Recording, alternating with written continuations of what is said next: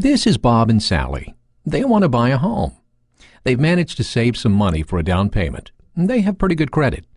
And they're watching interest rates very carefully, but they still have a bunch of questions and are really not sure how much they can afford. I could plug some numbers into an Excel spreadsheet, said Bob. But before Bob could explain his cost-to-income ratio matrix thingy, Sally whisked Bob into the office of William Hines III, a professional mortgage lender and a friend of the family. Pretty smart to be looking now, said William, who likes to be called Bill.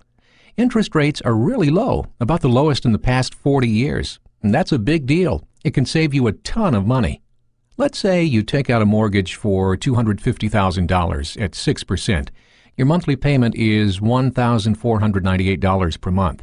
At 5%, it's $156 less. And if you continue that over the life of a 30-year mortgage, it really adds up. Let's see, it's over $56,000. Wow! And that is all interest. So you see how lucky we are right now with interest rates so low? Just 9 years ago, interest rates were at 8%. Figure that one out, said Bill. Luckily, Bob just happened to have his calculator on hand. Holy smokes! The difference between 5% and 8%, that's like $500 per month. Or $180,000 over the life of the loan. Is that right? That can't happen, can it? Bob asked with a hint of panic. Well, interest rates have always fluctuated. In the 80s, they were between 10 and 16%. They settled down in the 90s at around 10%.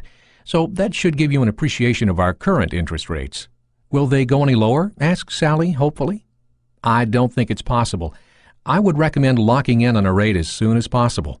And of course, you can buy points to reduce the interest rate even lower. What is a point and where do I buy one? Asked Bob. You can buy down your interest rate from your lender.